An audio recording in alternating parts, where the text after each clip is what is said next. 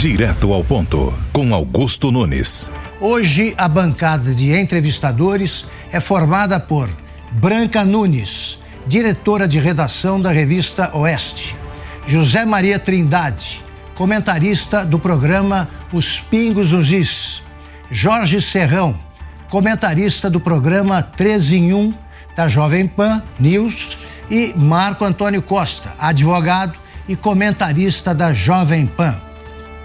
Hoje o Direto ao Ponto recebe o deputado federal Daniel Silveira. O ex-policial militar Daniel Lúcio Silveira elegeu-se em 2018 para o primeiro mandato de deputado federal pelo PSL do Rio de Janeiro. Em fevereiro de 2021, foi preso por decisão do ministro Alexandre de Moraes, que o acusou de ameaçar integrantes do Supremo Tribunal Federal. Em abril deste ano, o STF condenou o parlamentar fluminense a 8 anos e 9 meses de prisão por ameaça ao Estado Democrático de Direito, coação no curso do processo e ataques verbais a integrantes da corte. No dia seguinte, o presidente Jair Bolsonaro concedeu-lhe o indulto individual. Esse preceito constitucional anulou todas as punições aplicadas ao deputado. Agora, afiliado ao Partido Trabalhista Brasileiro, Daniel é pré-candidato ao Senado pelo PTB Fluminense. Nesta noite, ele vem ao Direto ao Ponto para conversar sobre os episódios que o transformaram em protagonista de um dos capítulos mais polêmicos da história política brasileira. Deputado Daniel Silveira, muito obrigado pela aceitação do convite para conversar conosco aqui no Direto ao Ponto. É a primeira entrevista que os brasileiros verão depois das punições, aplicadas ao senhor. O artigo 3º do decreto que concedeu ao deputado a graça constitucional diz o seguinte: a graça inclui as penas privativas de liberdade, a multa, ainda que haja inadimplência ou inscrição de débitos na dívida ativa da União, e as penas restritivas de direitos.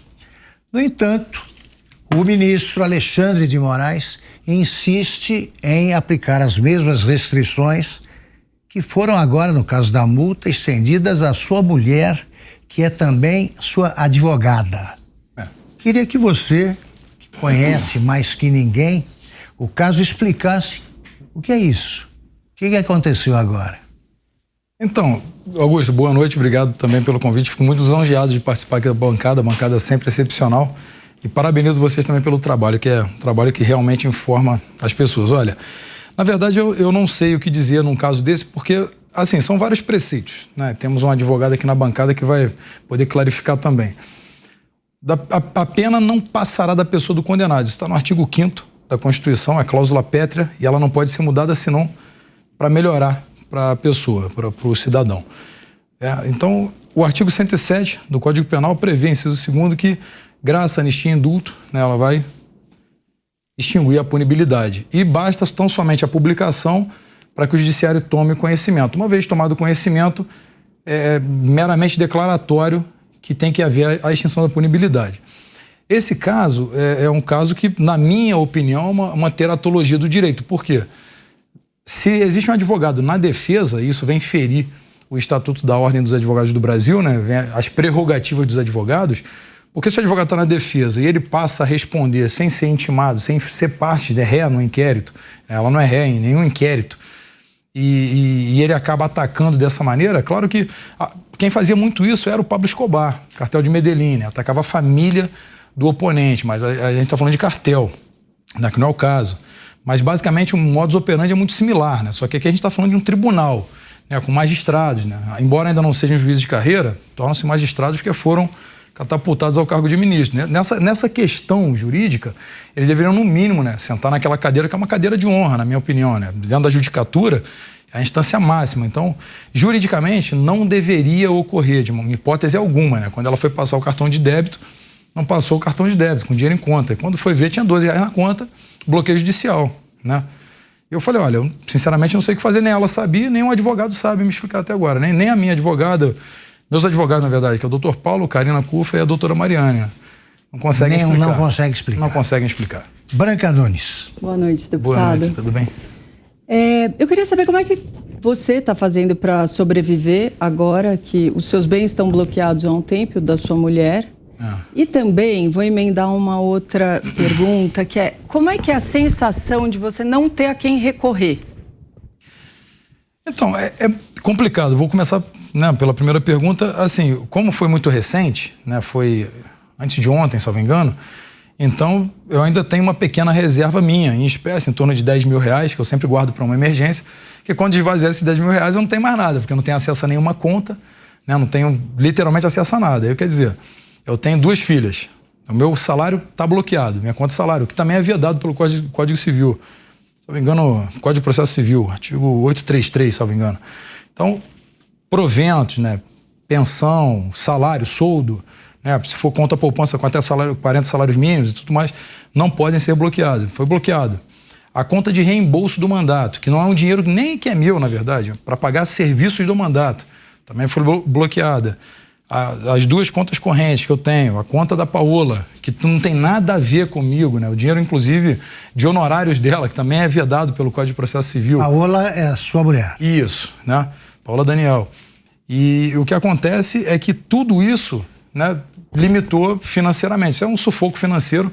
Isso era muito utilizado até na Alemanha nazista, né? Quando eles queriam sufocar financeiramente. Acho que nem lá talvez tivesse um sufoco tão grande para passar por isso. Só que agora eu não sei como vou fazer daqui para frente. Quando esvaziar esse dinheiro, não adianta mais, não vou pedir dinheiro para um e para outro para sobreviver. Nunca precisei disso, na verdade. Espero não precisar. Espero que não seja agora, enquanto deputado, né, com prerrogativas, né, sendo desrespeitado aí pelo judiciário. Eu não sei como vou fazer daqui para frente, não. Mas e essa sensação de você não ter a quem recorrer? Essa é a pior sensação, Branca, porque é a última instância, né? E para os deputados e senadores é a primeira e última instância, né? E são 11. E geralmente a gente fala sobre uma coisa uma escalada do autoritarismo no judiciário. Muita gente chama de ativismo judicial. Quando você tem um deputado que tem um processo que ele é eivado de vícios, né? Ou seja, ele é nulo de pleno direito, e ainda assim é levado à frente pelo magistrado, está claro que ele está tentando manter como uma marionete aquele deputado. Isso acontece muito na Câmara. Tem deputados que têm processos que são ilegais, na verdade. Claro que tem deputados que realmente cometeram alguns crimes parlamentares, mas tem aqueles que não têm o crime, mas o processo segue para poder manter ali sobre o controle aqueles deputados. Então a sensação é de impotência pura, porque tu não consegue fazer nada. Eu poderia contratar os melhores advogados, não adiantaria, na verdade. Ali é uma questão política, não é jurídica. Se fosse jurídica, teria sido anulada na primeira semana, porque o inquérito 4781, né, onde foi a prisão, mas a denúncia se deu no 4828. Também é inconstitucional, ambos. Todos são errados desde o princípio. E continuaram os processos. Então, não adianta. Você pode ter advogados. Os advogados sequer têm acesso aos apensos. São mais de 75 apensos. Tiveram, acho que apenso 70 só e nada mais. Então, é a sensação de impotência pura. E um dos advogados foi punido por excesso de recorrer, doutor Paulo Faria. Essa também foi multado R$2 mil por cada Zé Maria Trindade. Tadeu, eu não vi nada parecido até hoje, inclusive a condição de mais ou menos parlamentar ou meio parlamentar, né? Porque um parlamentar que não pode se comunicar, não pode participar de encontros, não é parlamentar. Sim. Mas o conteúdo é muito agressivo ao Supremo e aos ministros do Supremo Tribunal Federal. Os que o defendem dizem, olha, eu faço ressalvas à maneira como ele falou. Sim. O senhor se arrepende de ter falado naquele tom e com aquelas palavras? Para ser muito honesto, não. Porque foi um momento único ali, passional. Acho que não tem quem não tenha exagerado no tom de voz ou excedido o tom de voz, mas de maneira alguma, por mais exagero que você tenha no tom ou nas palavras, né, já são crimes tipificados, né? Crimes contra a honra, são os únicos tipificados no Código de Processo Penal, no Código Penal, perdão. Tem ali crime, calúnia, injúria e difamação, 138, 39 e 40. Então, é ação penal privada. Então, as pessoas têm que saber isso. É muito claro para as pessoas. A letra de lei está ali. Ela está dizendo, você pode ir até aqui. Daqui já é um crime e você responderá por isso. Mas nenhum deles, absolutamente, tem o cerceamento de liberdade, porque é suicídio processual, né? Menor potencial ofensivo, daí então não há o que se falar. Pô, você exagerou, então toma 10 anos aí. Tanto que o próprio ministro relator, quando ele foi fazer o cálculo, né, das penas, foi uma coisa que para mim foi, na minha opinião, foi algo surreal, porque ele disse, em respeito ao sistema trifásico, isso aqui não é um cálculo matemático, é filosófico. Quando ele falou isso, eu falei, bom, agora são 30 anos no mínimo. Porque aí o ministro Barroso falou, não, eu vou com o relator, mas eu daria mais. Como assim daria mais? O que é isso? Não faz mais o cálculo da pena, tem a exasperação das penas, não tem como fazer o direito positivado valer? O que é isso? Como é que vai fazer? Como é que é o direito? Você coloca o direito positivado aqui na Suprema Corte, vai abrir precedência para as instâncias inferiores para fazerem o que quiserem, na verdade? Né? O juiz acaba tendo um poder que é único, né? E é intocável. O poder de decisão é esse. Eu acho que tem que rever isso aí. Acho que se ativer para parar, tem que ter uma reforma do judiciário. Eu sou um grande defensor. Que deveria ser punido, mas não com essa intensidade. Seria mais ou menos isso? Senhor? O senhor admite que poderia ter sido punido, mas não com essa intensidade? Não, na verdade, nem na Suprema Corte, né? Eu acho que o Alexandre de Moraes se sentiu insultado, que ele foi a vítima, o investigador, acusador e julgador. Isso por si só já é nulidade do processo. Mas sem entrar nessa seara jurídica, ele se sentiu ofendido, ele vai lá no juiz, no advogado dele, e fala, olha, eu quero entrar com uma ação contra aquele deputado por injúria. O crime isso é injúria, esse é o certo. Ameaça, mas graves ameaças. Olha, são 19 minutos de vídeo, né? Aquele vídeo ele não pode resumir, né, basicamente todas as minhas falas e meu trabalho, mas veja bem, 19 minutos. Quando eu uso uma fala que é muito utilizada no Sul, que é explicar a semântica de uma frase, né, surra de gato morto até miar, que seria um crime impossível, porque um gato morto não vai miar, já começa por aí. Segundo, isso é utilizado no Sul, é figura de linguagem. Isso é uma grave ameaça à democracia, que isso? Essa narrativa, ela foi, na minha opinião, tão ridícula e foi utilizada de forma tão vil por parte da imprensa, não vou generalizar, que isso até, na verdade, chega até a emburrecer a sociedade, porque acaba pensando que de fato é um crime.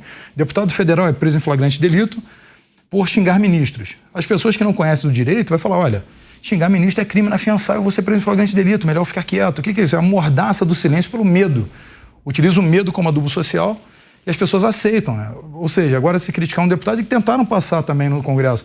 Não, qualquer crítica a deputado e senador pode ser preso. Que isso? Eu sou, enquanto autoridade, eu quero ser criticado mesmo. E cabe a mim aceitar ou não. O que não vale é eu falar, não, você está preso agora porque me xingou. Isso é insustentável juridicamente. Deputado, mas o senhor acha que exagerou nesse vídeo? Eu acho que sim, na fala ali, mas exagerei no tom, acredito.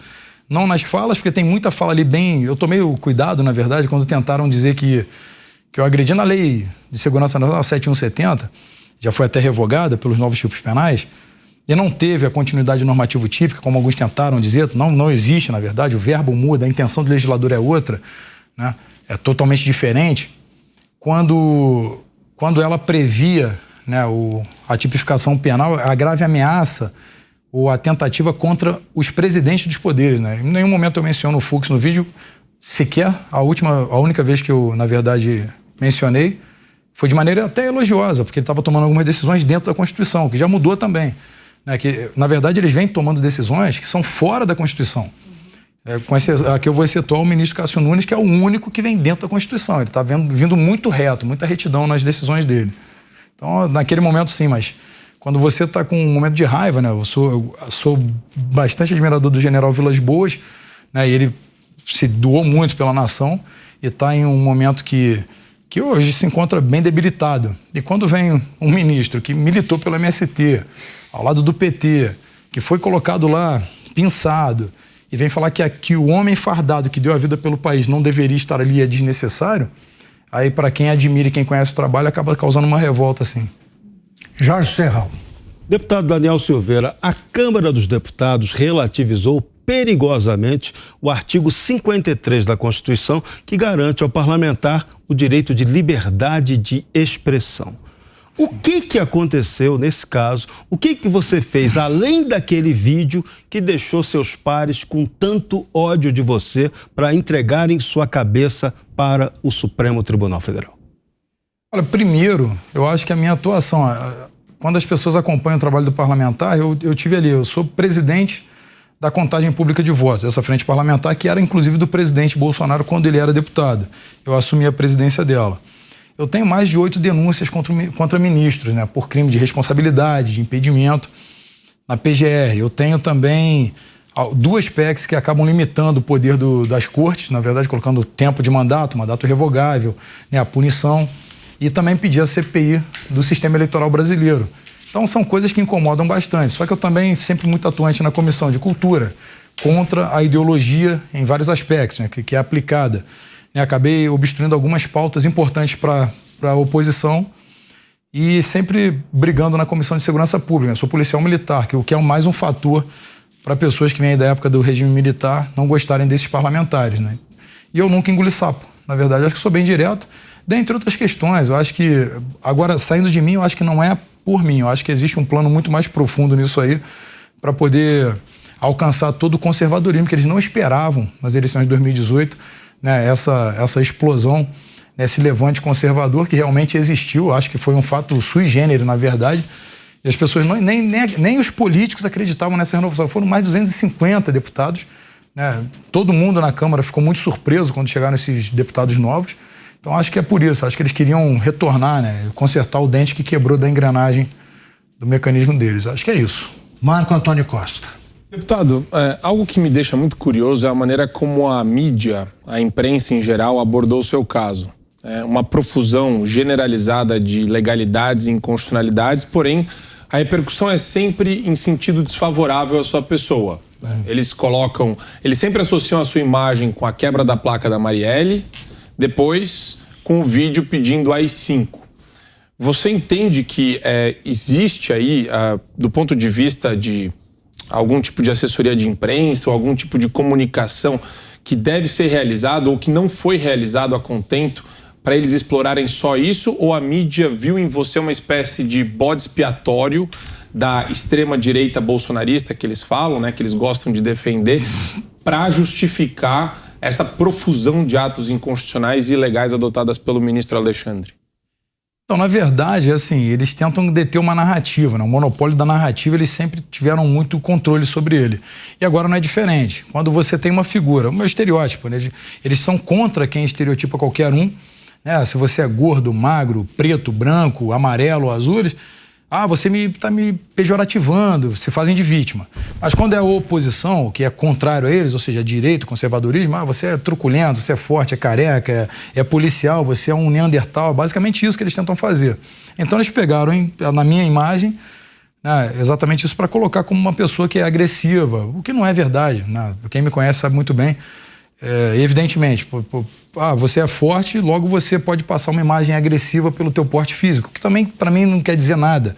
Eu conheço várias pessoas bem mais fortes, são extremamente carinhosas essas pessoas. Então eles tentaram fazer esse tipo de narrativa para convencer, né, que nós da direita somos agressivos, né? Tanto que chegou ao nível da grande mídia chamar todos os atos em prol do presidente do governo com velhinhas de verdade pintadas de verde e amarelo de atos antidemocráticos e chamar os black blocs, antifas, em defesa da democracia. Ou seja, foi uma dicotomia tão grande que essa narrativa ela cola no consciente coletivo, porque o alcance é massivo, ele é repetitivo, né? Acaba se tornando uma verdade.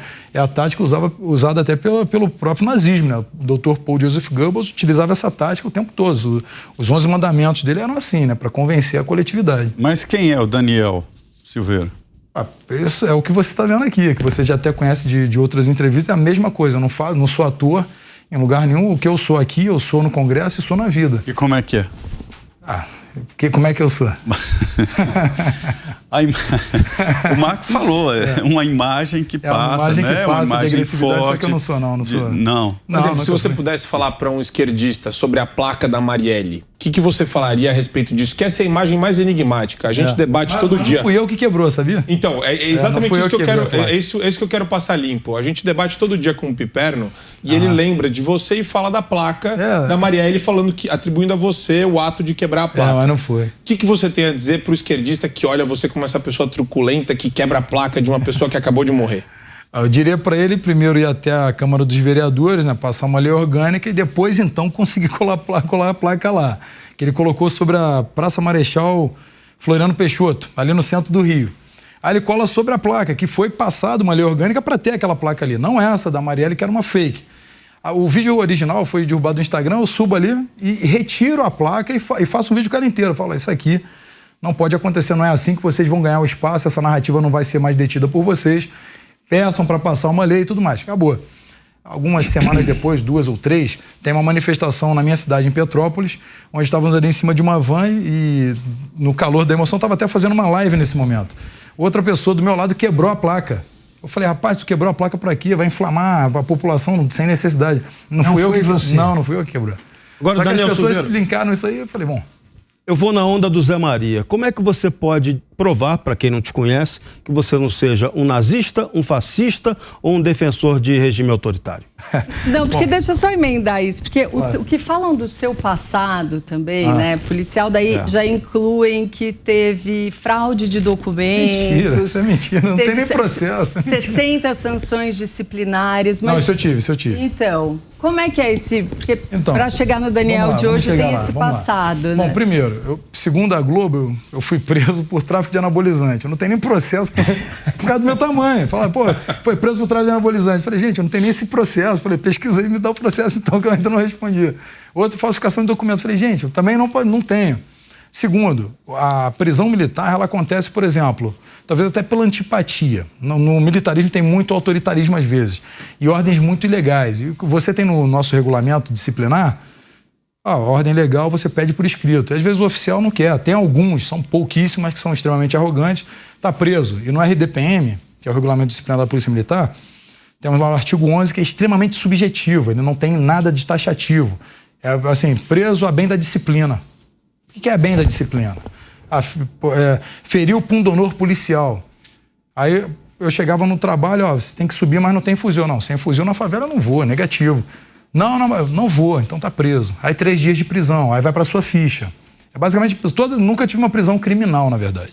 São prisões administrativas. O próprio presidente Bolsonaro já foi preso militarmente porque é administrativo. Às vezes, baba por fazer, tá preso, tá anotado. Aí você tem uma punição em BOL, né, que é o boletim interno, uma repreensão, pode ser um DET. Um DET é uma detenção de um dia, mas está na tua ficha. Mas aí o senhor acha que essa antipatia dos quartéis também teve no Congresso? Tem. Mas, na verdade, nos quartéis eu não tive antipatia, não. Eu tenho vários comandantes que são meus amigos. Uma vez, por exemplo, eu fui a conselho de disciplina porque o William Bonner, vocês vão se lembrar. Posso mencionar? Claro. Foi uma reportagem em Irajá. Aqui você pode falar tudo. Então perfeito. Que 2 policiais atiraram em 2 elementos hostis ali, que vagabundos mesmo, que estavam com fuzis caídos na calçada. O policial chegou e aplicou o tiro e matou ele. Que ele tentou até alcançar uma arma no chão. Aí o William Bonner falou, policiais matam suspeitos desarmados e indefesos em Irajá. Pô, o cara tava com um fuzil do lado dele, uma Glock ao alcance. Quando ele passou, ele mencionou, o policial aplicou. Eu fiz um vídeo em seguida, falando que ele, tinha um cérebro de capim e tudo mais, tava de folga nesse dia. Fui a conselho de disciplina. Aí o comandante à época falou, não, isso é um absurdo. Ele defendeu a polícia, foi contra o colegiado e foi pela minha permanência na corporação. Eu não fui excluído, como a mídia tenta dizer que eu fui excluído, não, isso é tudo narrativa.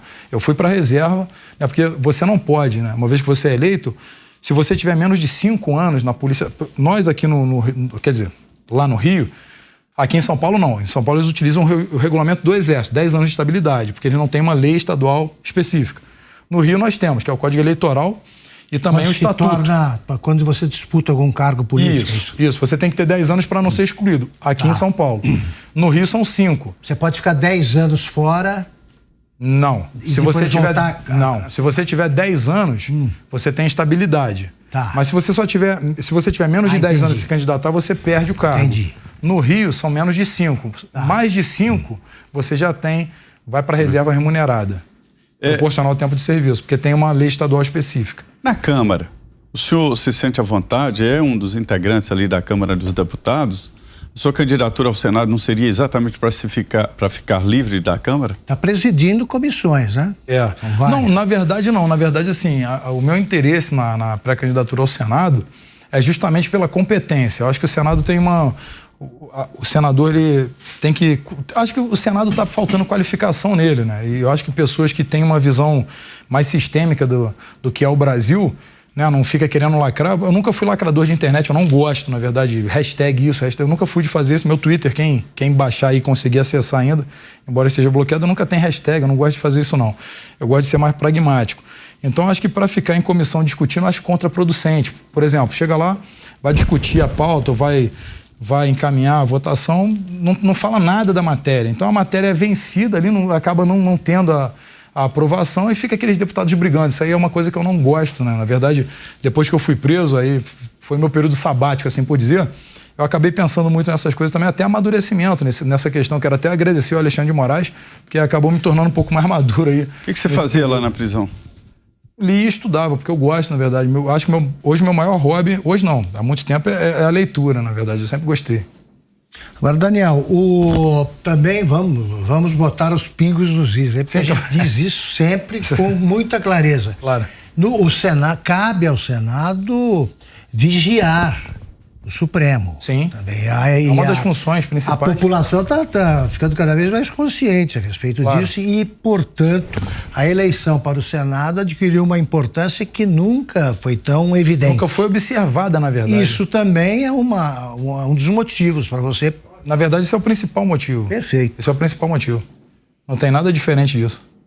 E como fica no Rio de Janeiro essa questão da contradição? O presidente Jair Bolsonaro é do PL, o senador Romário é do PL, a tendência natural seria o presidente Bolsonaro apoiar o Romário. Como fica, já que o Bolsonaro lhe apoiou com a graça, com o indulto, ele também deveria apoiar a sua candidatura ao Senado? Como é que fica essa contradição? Então, na verdade, fica uma divisão, não de população, porque não tenho nada contra o Romário, pelo contrário, até admiro aí o atleta que ele é, né, mas cada um tem o seu tempo. Hoje, por exemplo, acho que a minha aderência no Rio de Janeiro é muito maior para essa pré-candidatura e posteriormente candidatura, até por conta dos ideais, né? As pessoas têm que saber.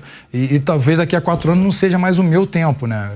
Eu já tenho esvaziado, desidratado, as pessoas já têm outra pessoa que às vezes defenda melhor do que eu, e pode acontecer. Não, ninguém é perene, na verdade, ninguém vai se manter durante muito tempo nisso aí, mas eu acho que a minha pauta hoje, eu tenho muito mais apoio da sociedade fluminense, pelo que eu vejo, a ressonância que eu tenho nas ruas, né? Todos os dias eu estou nas ruas, e eu sou muito abordado o tempo todo, eu tiro centenas de fotos. Pois é, como é que você é tratado nas ruas aí? Sou muito bem tratado, na verdade, eu fui hostilizado por um ou outro, mas sozinho, é um caso muito isolado, mas a maioria aprova bastante o que eu defendo hoje na Câmara, né? Acho que assim, quando você tem algum fato que direciona os holofotes para você, as pessoas acabam te acompanhando. Aí fala assim, deixa eu ver o que esse cara fazia. Aí começaram a ver meus projetos de lei, minha atuação nas comissões, aí você acaba ganhando um protagonismo, né, daquilo que você faz. Deputado, no Senado, qual vai ser a sua bandeira? Olha, a minha bandeira, Branca, eu já defendo há muito tempo contra o ativismo judicial. Desde o início do mandato eu já bato muito nessa tecla, né? Porque sempre se fala encarceramento em massa, né? Bandido bom é bandido morto, parafraseando aqui o Sivuca, o delegado Sivuca que foi deputado. Esse bandido bom é bandido morto é aquele que está no confronto com a polícia o tempo todo. Se ele está armado atirando no policial, bandido bom é bandido morto. Agora, quando você pega um processo, uma pessoa que é presa e realmente ela ela é inocente, deveria estar solta e está presa por conta de ativismo só para poder dar uma resposta à mídia, né? Um crime midiático, ou então para dizer que está reduzindo a mancha criminal, e acontece muito. Você pode pegar, dentre os processos, você pode pegar 30%, talvez o Marco Antônio não me deixe mentir, tem inúmeros processos que são nulos de pleno direito e as pessoas estão presas há 2 anos. Eu conheci lá no BEP policiais que estavam há 4 anos preventivamente presos. Quando foram para o júri, eu presenciei vários indo embora, e você acaba ficando muito feliz quando você vê, que foram inocentados, porque foram impronunciados, na verdade, não tinham o que fazer, né? Mas um amigo meu, Capitão Marques, tá solto agora, ele foi preso a filha dele estava com 2 anos quando ele foi preso, ele só estava com 7, e inocentado, porque realmente não era ele. Quer dizer, um absurdo, né? Deputado, a gente conversou agora há pouco, mesmo você disse a respeito da conta bancária da sua esposa, quer dizer, mesmo numa situação antijurídica, eu até brinco com a expressão pós-constitucional, porque aqui a gente está falando de um ambiente, um território onde não se sabe o que vai sair a título de deliberação jurisdicional da cabeça de alguns ministros.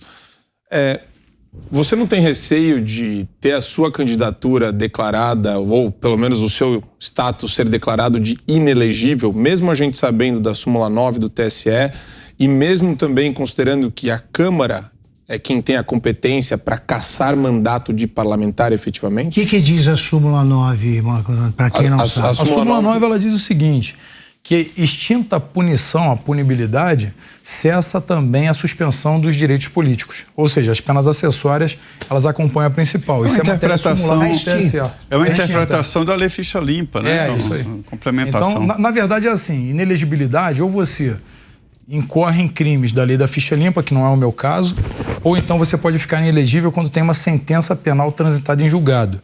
E enquanto durarem os efeitos da sentença, você tem esses direitos políticos suspensos. Só, se a sentença é de 8 anos, durante 8 anos você está inelegível. Se é de 2, durante 2 anos. Nessa sentença penal condenatória. Mas quando vem aí, artigo 107 do Código Penal, quando você vem e coloca a extinção da punibilidade, CPP, perdão, da punibilidade, que é graça, indulto e anistia, você não tem mais a sentença. Daí o julgado do STF é claro em dizer que o mérito do perdão do indulto, ele não se discute. Isso aí, tanto que o próprio Alexandre de Moraes, podemos não gostar ou não gostar, mas diz isso num vídeo. É julgado da ADI, na verdade. Então, quando ele julga essa ação direta de inconstitucionalidade, é a matéria vencida, foi esgotada. Gostemos ou não. Acabou. Ele diz. Basicamente isso. Eles só vão analisar o requisito constitucional. Atende os requisitos, então o indulto é válido. É o caso do Lula, né? Você pode ver, quando foi até com o próprio César Battisti, né? Ele foi, inclusive o Barroso foi defensor, né? Mas no caso do Lula é a mesma coisa. A extinção da condenação, ou seja, a descondenação, o livra da inelegibilidade. Então, basicamente, não há que se falar em entendimento diferente, porque está tudo muito linkado. Tem a graça, tem a letra de lei no Código Penal, processo penal, e tem a súmula vinculante do TSE, que é, de fato, a esfera para debater esse tema. Mas, deputado, ele acabou de violar preceitos do Estatuto da Advocacia que preservam garantias da sua esposa. Sim. Você não tem receio de ser declarado inelegível? Não, é que tá. A tua segunda parte, sim, eu tenho receio porque hoje a Constituição do Brasil não vale nada. Agora, alguma coisa mudou, né? Por exemplo, quando você não se recusou a botar aquela tornozeleira eletrônica, o ministro mandou a polícia resolver esse problema, botou a polícia. Agora, ele também ordenou que fosse colocado, você não colocou, ele não mandou a polícia. Não. É já o efeito da graça constitucional? Eu acho que sim. Bom, tem um ditado que diz, passarinho que come pedra, né? Não vou completar aqui, mas basicamente isso. Quando você tem uma ilegalidade explícita, e eu aprendi com meu avô, ganhe como homem, perca como homem. Se você não perdeu e não soube ser homem, então você não é homem. Quando você viu que perdeu, você tem que respeitar isso, acabou. Basicamente é isso.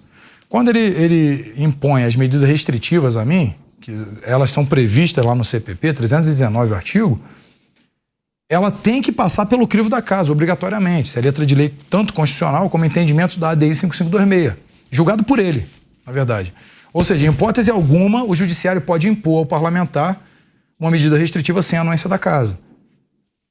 Acabou. Então eu fui à tribuna e falei, coloco sim quando a casa deliberar. Fora isso, eu não aceito a ordem ilegal. Augusto, então, dentro dessa sua linha de raciocínio, houve uma mudança realmente. O próprio parlamento também entendeu que houve um exagero, né? 364 deputados entregaram sua cabeça ao Supremo naquela primeira votação que autorizou o processo que o condenou. Você sente que houve uma mudança agora nessa postura da Câmara? Porque eu fui procurado por centenas de parlamentares dizendo, o que votar agora, nós estamos com você, porque o que foi feito não era, na verdade não foi esse o acordo, embora quando eles falaram que teve um acordo para uma prisão pedagógica, eu falei, não sabia que existia prisão pedagógica aqui no Brasil. Que história de acordo foi essa? Isso aí é uma história que não ficou clara até agora. Qual foi o acordo que eles citam que houve para punir você e entregar você para o Supremo? Bom, então, vai ser a primeira vez que a gente vai falar? Bom, o acordo foi o seguinte, o acordo foi que eu ficaria preso uma semana, né, só para poder calar ali toda a questão, e me soltariam. Não foi cumprido o acordo. E a outra parte é que, se me beneficiassem alguma coisa, eles não liberariam o RP9, que está na mão da Rosa Weber, né? Basicamente isso. Ou seja, por dinheiro... É isso que explica. Agora mudou o clima no... Só que os deputados foram pressionados de fato, né? Eles achavam, poxa, é rápido, tudo bem, aceitaram. Quando viram, não tinha mais o que fazer para desfazer. Aí pedia para pautar, então, a sustação da ação penal, que foi pedido pelo PTB, meu partido, 4 vezes. O PL também fez um pedido e foi ali, né, foi protelado, prazo constitucional de 45 dias, quando recebido pela mesa. Então, feito isso aí... É o projeto da anistia, né? Não, sustação da ação penal. Esse é constitucional, está no artigo 53. Sim, é. Aí, isso sustação penal. Mas também não declara aí o fim do processo. Enquanto tiver um mandato, ela fica sustada. É porque antes o parlamentar tinha a prerrogativa de não ser processado a não ser com autorização do Congresso. Isso. Houve uma mudança. E deixou, o Congresso pode interromper um processo penal. Pode interromper o processo. Mas é que tem o projeto de anistia, né? Que foi apresentado pela deputada Carla Zambelli. Isso, o projeto e que inclui anistia, outras pessoas. Esse é mais amplo. É porque a anistia, na verdade, diferente da graça, ela alcança o fato, não é a pessoa, não é o crime mais, é o fato. Ela zera o fato. Então, é muito mais amplo e complexo, mas é uma coisa que atenderia muito mais, porque vai acabar com muitas injustiças, com várias pessoas. Aumenta o leque, né, de anistiados. Várias pessoas, na verdade, que são perseguidas políticas. Falar que no Brasil não tem perseguição política e prisão política, tá mentindo, viu? O Roberto Jefferson, por acaso. Nós temos como Roberto Jefferson e temos um exilado, que é o Alan dos Santos, que está nos Estados Unidos. Exilado. E temos outros também, que é o próprio delegado Protógenes Queiroz, está na Suíça. Né? Ele foi ali Ele operou ali na... Castelo de Areia. Isso, Satyagraha também. Satyagraha. E algumas investigações a respeito do sistema eleitoral. Foi condenado por divulgar documento público, né? Exatamente. Olha só que absurdo. Quer dizer, teve que ser exilado. Delegado da Polícia Federal. Delegado Protógenes Queiroz. Está na Suíça. Deputado, por que o senhor acha que o ministro Alexandre de Moraes age dessa forma? Porque às vezes parece uma briga pessoal, né? Com ele comigo é pessoal. Ele acabou levando isso pro coração. Acho que ele precisa, né, procurar um pouco uma igreja, orar um pouquinho mais, que ele vai achar o caminho, talvez. O que ele tem de pessoal contra você? Na sua avaliação? Bom, essa eu não vou saber te responder. Eu acho que, não sei, né? Ele sempre tem uma provocação quando fala que... Quando ele falou que a minha inteligência era duvidosa, eu falei, bom, não fui eu que fui contra as minhas próprias decisões ou contra o meu próprio livro editado. Então, eu tenho coerência na minha fala. Então, parece que a minha inteligência não é tão duvidosa assim. Talvez seja isso. Que não Agora, seja tão deputado, sobre a sua permanência na prisão, foram 8 meses? No total de prisão, 11 mais 8 no cárcere. No cárcere. Como é que é? Quer dizer, essa sensação, eu acho que é uma das piores aí que o ser humano pode enfrentar. É horrível. Ficar preso já é uma das... Agora, é pior ainda ficar preso sem saber quando vai sair. Horrível. Porque não tem uma contagem regressiva. Não tem. Se condenado há algum tempo, começa a contar. Tá. É menos apavorante, eu acho. Sim. Como é que você lidou com isso? Eu não... Assim, lidei porque, na verdade, eu consigo gerenciar bem crises internas. Eu não tenho conflito interno, não fico de conflito existencial também. Eu não me vitimizo pra nada, eu não gosto de me vitimizar. Até porque eu acho que isso não cabe, né? Ninguém vai passar daqui. Isso aqui é o que nós somos e que seremos, né? Na verdade. Então, eu me prendia nas coisas que eu mais gosto, né? Pensava na minha família, mas que eu ia encontrar novamente, sabia que ia encontrar, como eu disse, nada é perene, tudo é efêmero. Eu sabia que ia passar, não sabia quando e não tinha nenhum parâmetro. Mas ia passar. Não tinha uma projeção, mas eu lido bem com esse tipo de situação. Agora, Augusto, complementando sua pergunta, como é que sua mulher e seus filhos lidaram com essa prisão? Aí que é a questão do sofrimento, aí foi com eles. Aí, realmente, eles sofreram, a que mais sofreu foi a minha mãe. A minha mãe, tadinha, é uma senhora de idade, tadinha, ela é uma pessoa muito emotiva e ela já perdeu um filho. Também foi envolvida? Não? Também tentaram colocar ela no inquérito, eu falei, mãe, ignora, não vai acontecer nada, porque não vai mesmo. Eu acho que ele sabe o limite que ele pode ir, ele sabe que até onde ele pode mexer com um homem, né? Ele tem que respeitar isso. E com a família de um homem não se mexe, né? Eu acho que ele sabe disso, ele sabe muito bem disso, na verdade. Aí então acho que não ia acontecer nada. Eu falei, não, mãe, pode ignorar que não vai acontecer nada, não. E seus filhos? A minha filha de 21 anos é uma moça bem formada e também é uma pessoa estudiosa e ela tem a noção da complexidade que é o assunto, então ela ficou muito bem. Eu pedi para ela não se expor na internet, até para preservação da imagem dela mesmo. E a minha filhinha pequena, que eu falei que eu estava num curso para matar o Covid, né, e tudo mais, ela né, mandava recado para mim, ela foi 2 vezes lá no BEP me ver. Ela, pai, mas esse curso não termina, eu tô com muita saudade de você. Na verdade, era um curso intensivo. Intensivo. Já matamos Covid tudo. Interessante, deputada, que o senhor viveu com o Sérgio Cabral, né? Conviveu Sérgio Cabral. com ele lá na prisão, conversavam, conviveram, né? Como é que ele está? Como é que foi a relação de vocês? Olha, ali a gente acaba falando com todas as pessoas, o Sérgio Cabral me tratou muito bem, na verdade, e ele confidenciou muitas coisas da delação que são verdade, na verdade. Ele foi muito pragmático no que falou e tudo faz sentido, né? Quando você vê que, de repente, né, tudo sendo anulado, tudo sendo aí pessoas descondenadas, e ele falou com muita propriedade, me deu uma grande aula ali do que é a Lava Jato de fato. Quisera eu poder ter um gravador no momento para poder mostrar o que falou que a delação dele é ampla. Bem ampla, bem ampla. Inclusive, chega até algumas pessoas que são conhecidas, eu não sei quem são essas pessoas na delação, como deuses do Olimpo, Eu não sei quem são, mas... Poder Judiciário ou Executivo? Todos, né? Eu não sei, são codinomes, né? Agápio, Leucídio. Ele está com expectativa de sair da prisão, Sérgio Cabral? Eu acho que ele deve sair no próximo ano. Não, é a pergunta que o povo vai. Por que só ele? Gente, você 300 anos. Solta o chefe da quadrilha, você solta os comandantes, e aí você deixa... E ele fica lá sozinho? Não, porque o Sérgio Cabral é o campeão, né, em matéria de condenações. Mas eu posso falar aqui, fazer um adendo? Não é diferente, não. O Sérgio Cabral lidou muito bem com essa crise também. Não mudou praticamente nada. Psicologicamente. Um psicológico bem forte, na verdade. Com quantas pessoas você ficou? Era uma cela? Na minha ala eram 21 celas. Na minha ala do Estado Maior. Daí eu fiquei com 10 pessoas. Numa cela? Não. Na ala. Eram celas individuais? As celas são individuais. Mas existe uma grande diferença entre você e o Cabral, né? Acho que a todo momento você percebeu a ironia disso, né? Claro, é evidente. É evidente, né? Quer dizer, mas nesse espírito também, com relação à solidariedade de alguns órgãos de classe, na advocacia, no ambiente jurídico, no direito penal e processual penal, você percebeu a movimentação, a mobilização de algumas pessoas? Elas entraram em contato com você para manifestar essa solidariedade? Ou você ficou completamente insulado como um pária? Não, muitas pessoas fizeram contato. Não, acho que despiciando nominar, mas muitas pessoas depois falaram, olha, eu tenho medo de me posicionar. E eu entendi perfeitamente, porque tem pessoas que realmente ficam com medo. Quando vem um deputado federal ser preso por palavra, ele fala, acabou.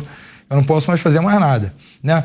Com a própria Paola, eu falei, olha, fica tranquila que não vai acontecer absolutamente nada com você, tenha certeza. Isso aqui eu garanto aqui que não vai acontecer nada com ela. Apareceu muita gente querendo, se oferecendo para te defender, prometendo milagres? Como é que foi isso? Muitas pessoas. Mas muitas. Tem advogado pedindo caro? Pedindo muita grana? Um pediu 2 milhões. Né? Falou assim, e ia colocar, inclusive o Cacai. Falou, não, com o Cacai ele senta lá com os ministros, conversa e tá tudo resolvido. 2 milhões. Falei, tá barato, não sabia que era barato assim não, embora eu não tenha esse dinheiro, mas eu achava que eram mais, que eram 10, 15 milhões, uma causa dessa. Ele passeia por lá de bermuda, né? Aí me ofereceram por ele. Deputado, pergunta só, nós estamos falando de multas, qual é o total de multas já aplicadas a você? No momento, quanto soma? Eu acho que está em 745 mil. Também não tem esse dinheiro. Mas quando o senhor diz que não tem o dinheiro e o senhor acha que não vai pagar as multas? Não, eu não vou. A projeção é de chegar a 1.500.000 rapidinho. Sim, mas foram anuladas, né? Na verdade, quando o decreto, ele acabou com isso. A própria graça, né? Ele entrou num reino de Nárnia e falou, agora eu vou continuar aqui, porque aqui já acabou, no mundo real já acabou. Porque é um entendimento do ministro de que trata-se de um novo processo, né? De desobediência de sentença. É um entendimento de uma criança do jardim de infância, porque se esse processo é oriundo é como se eu tivesse que falar assim, ministro, a grama é verde, ela não é azul. É complicado demais. Aí você acabou. Simplesmente acabou. Aí quando ele fala, não, mas não é outro processo. O processo é esse. A restritiva vem de quê? Desse processo. Se eu não obedeço porque tem uma DI e também tem a Constituição, não tem outro processo. Ele pode criar uma ramificação. Quando o processo principal é extinto, tudo que é oriundo dele também é extinto. É uma ação penal. Uma ação penal, tá vendo? É uma ação penal. Não vai me deixar mentir, acabou. A graça é sobre a ação penal. Acabou.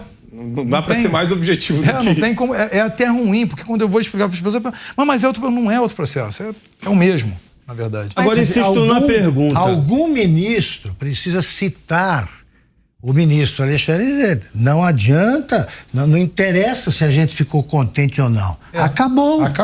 É isso. Mas quais são as suas expectativas com relação ao julgamento agora que vai julgar essa graça, né? Discutir essa graça no Supremo? Eu acho não, tenho certeza que vai aceitar, porque não tem o que fazer, na verdade, não tem. Não tem como, só se realmente eles derem a louca e falar assim, não aceito, acabou, prenda o Jair, prenda o Daniel e prenda todos os deputados bolsonaristas. Mas aí você tem um impasse entre poderes. É absurdo. Eu acho tem que ser decidido. Eu acho que ensina o Ives Gandra pelas Forças Armadas. Porque é diferente. Quando você tem esse nível... E deixar claro no vídeo, eu queria até falar, doutor Marco, que na verdade no vídeo hora nenhuma eu falo quero o AI-5. Eu explico o AI-5, que vem muitas pessoas na live perguntando, mas e o AI-5? Não, peraí, gente, olha só, são 17 atos institucionais, o ato institucional número 5, foi por isso, o deputado Márcio Moreira Alves, explico tudo. Aí então, você fez apologia ou não, gente, eu expliquei o AI-5. Tá? E o AI-5 naquele momento, era um momento político, que naquele momento os 17 atos foram feitos pela política. Aconteceu, não dá para apagar. Você não vai apagar aquilo. E se chegar em um momento de guerra, por exemplo, aqui no Brasil, vamos supor, claro que é uma situação muito hipotética, e as Forças Armadas tiverem o domínio da situação e tiverem que editar atos, não vai acontecer? Acontece, é a mesma coisa. Vê na Rússia agora, não tem lei marcial. Na Ucrânia, basicamente isso.